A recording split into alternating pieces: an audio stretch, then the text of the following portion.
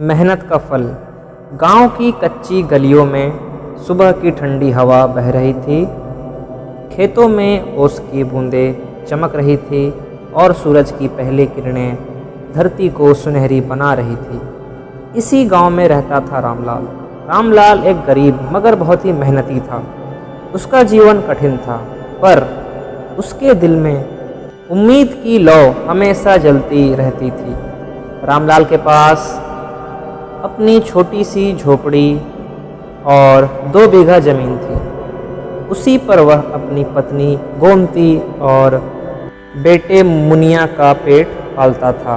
बारिश के मौसम में जब खेतों में काम शुरू होता तो वह सबसे पहले खेत में पहुंच जाता। सूरज डूबने तक मिट्टी में पसीना बहाता रहता। लेकिन उस साल बारिश ने धोखा दे दिया। पूरे गांव में सूखा पड़ गया। रामलाल की फसल बर्बाद हो गई, घर में अनाज खत्म हो गया और गोमती के चेहरे पर चिंता की लकीरें गहरी हो गई। अब क्या करेंगे रामलाल? बच्चे को क्या खिलाएंगे? गोमती ने थके हुए स्वर में पूछा। रामलाल ने गहरी सांस ली, फिर बोला, भगवान ने अगर जमीन दी है तो मेहनत का रास्ता भी देगा। अगले ही दिन वह शहर चला गया मजदूरी करने के लिए। वहाँ दिन भर ईंटें ढोता और रात को कहीं फुटपाथ पर सो जाता। उसकी हथेलियाँ फट गई थी, लेकिन उसके हौसले नहीं।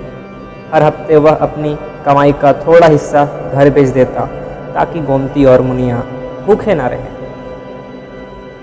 कुछ महीनों बाद गांव में बारिश लौट आई। रामलाल ने शहर से बचाए हुए पैसे लेकर अपने खेत में बीज डाले।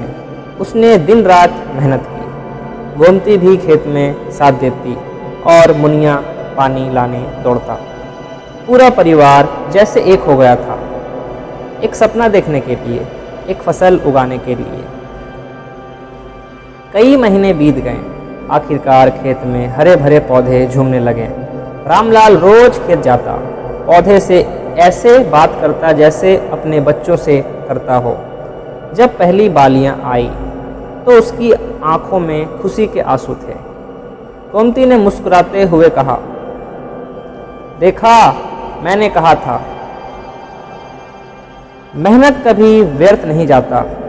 रामलाल ने आसमान की ओर देखा और बोला, हाँ, भगवान भी उसी का साथ देता है जो मेहनत से डरता नहीं।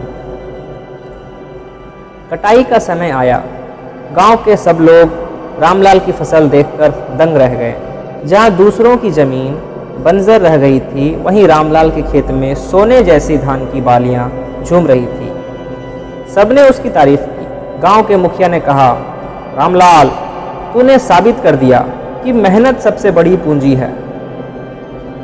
रामलाल के घर में उस दिन कई साल बाद खुशियों का त्योहार लौटा। गोमती ने चूल्हे पर खीर बनाई, मुनिया ने अपने दोस्तों को बुलाया और सबने मिलकर खूब आनंद मनाया। फसल बेचने के बाद रामलाल ने अपने घर की टूटी छत ठीक कराई, मुनिया को स्कूल में दाखिला कराया और गोमती के लिए नई साड़ी खरीदी। पर सबसे बड़ी बात यह थी कि अब उसके मन में आत्मविश्वास लौट आया था। उसने समझ लिया था कि सच्ची दौलत मेहनत में है, किस्मत में नहीं। अगले साल जब गांव में फिर से कठिन समस्या आया तो लोग रामलाल से सलाह लेने आए। वह सबको यही कहता, किस्मत पर भरोसा मत करो, अपने हाथों की मेहनत पर भरोसा करो, अपने हाथों की मेहनत पर भरोसा करो। जब तुम पूरी लगन से काम करते हो तो भगवान भी तुम्हारी मदद करता है। उसकी बातों ने गांव के कई लोगों की सोच बदल दी। सबने खेतों को नया रूप देना शुरू किया। धीरे धीरे गांव में खुशहाली लौट आई।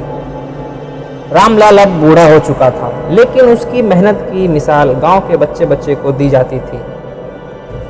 गांव के स्कूल की दीवार पर एक पंक्ति लिखी थी, जिसने मेहनत से डरना छोड़ा उसने जीतना सीख लिया। हर सुबह जब सूरज उगता तो रामलाल अपने आंगन में बैठकर मुस्कुराता।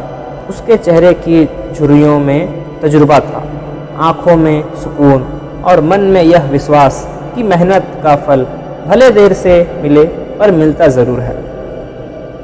इस कहानी से हमें सीख मिलती है कि मेहनत करने वाला कभी खाली हाथ नहीं रहता। भगवान उसी की मदद करता है जो खुद पर विश्वास रखता है।